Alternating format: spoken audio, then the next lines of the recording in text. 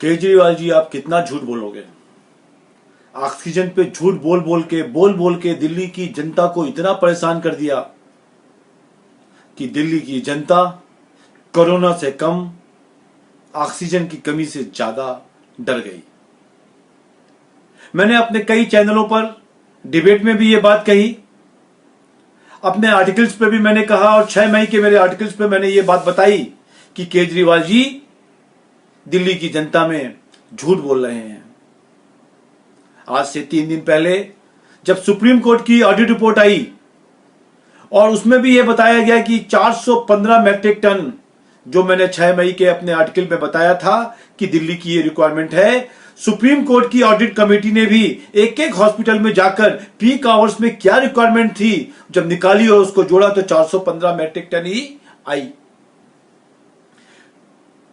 मैंने उस समय भी कहा था कि 91,000 दिल्ली में संक्रमित लोग हैं और 920 मैट्रिक टन की रिक्वायरमेंट बता रहे हैं, कभी 1,000 मैट्रिक टन की रिक्वायरमेंट बता रहे हैं ऑक्सीजन की। वहीं बॉम्बे में भी 90-91,000 लोग हैं, पर वहां पे 285 से 300 मैट्रिक टन में काम चल रहा है।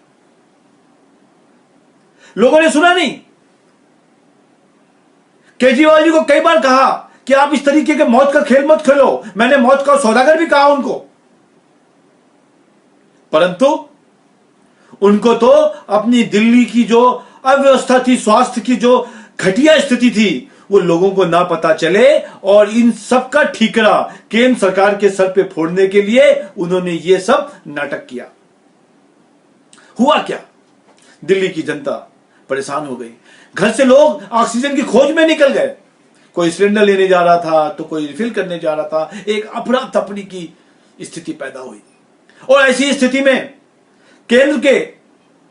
केंद्र को भी इन्होंने दबोचने की कोशिश करी, केंद्र को भी डराने की कोशिश करी और supreme court, press, high court, रोज रोज हर जगह पे टीवी में जाके टिकटॉक करके हाई कोर्ट में एप्लीकेशन देके सुप्रीम कोर्ट को भी गुमराह किया। सुप्रीम कोर्ट ने बिना जाने समझे, क्योंकि उस समय जान ज्यादा कीमती था, उन्होंने केंद्र को कहा कि आप सप्लाई करिए। केंद्र ने भी 720 टन, 800 मैट्रिक टन सिलेंडर मंगाए, हवाई जहाजों से बड़े बड़े कंटेनर्स आए, रेलगाड़ियां चलानी पड़ी और पूरे देश के 12 ऐसे क्षेत्र थे, 12 ऐसे राज्य थे जहां पे ऑक्सीजन की रिक्वायरमेंट बहुत ज्यादा थी, वहां की ऑक्सीजन भी केजरीवाल ने खा ली। कितने लोग मर गए होंगे? क्या इसके ऊपर कोई केस नहीं होना चाहिए? ये ऐसे ही निकल जाना चाहिए? हमारा कहना है कि ऐसे झूठे व्यक्ति के ऊपर जरूर महाअभियोग लगना चाहिए और महाअभियोग में कोर्ट को इनको आजीवन कारावास की सजा मिलनी चाहिए, तिहाड़ जेल में बंद करना चाहिए। इस वीडियो के माध्यम से मैं बताना चाहता हूं कि जब ये पर पर्सन की रिक्वायरमेंट पर व्यक्ति के हिसाब से 65 लीटर की कैलकुलेट कर रहे थे, उस समय पर छत्तीसगढ़ में 18 लीटर पर पर्सन की रिक्वायरमेंट थी, तमिलनाडु में 18 लीटर थी, मुंबई में हाईएस्ट 27 लीटर थी और दिल्ली में ये डिमांड कर रहे थे कि पर संक्रमित व्यक्ति के ऊपर 65 लीटर चाहिए। सब कैलकुलेशन से जोड़ लीजिए, आईसीएमआर की कैलकुलेशन से जोड़ लीजिए, उसमें 415 मैट्रिक टन आता है।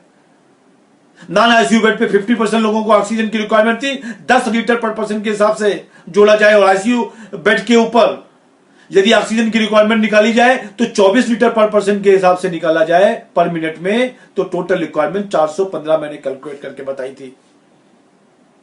इस व्यक्ति ने बहुत झूठ बोला और अब ये कह रहा है कि छोड़ो, उस बात की बात छोड़ो, आगे की तैयारी करते हैं। अरे बेवकूफ है क्या हम यहां बैठे हुए? दिल्ली की जनता बेवकूफ है कि जब चाहो जैसा चाहो उसको डरा दो। लोग कोरोना से कम डरे, ऑक्सीजन से ज्यादा डरे। इस वीडियो के माध्यम से मैं ये कहना चाहता हूं कि केजरीवाल के ऊपर बड़ा से बड़ा एक्शन होना चाहिए और कोर्ट को उसे जेल में डालना चाहिए। यह बात कहते हुए मैं अपनी बात को खत्म करता हूं। जय हिंद, जय भारत।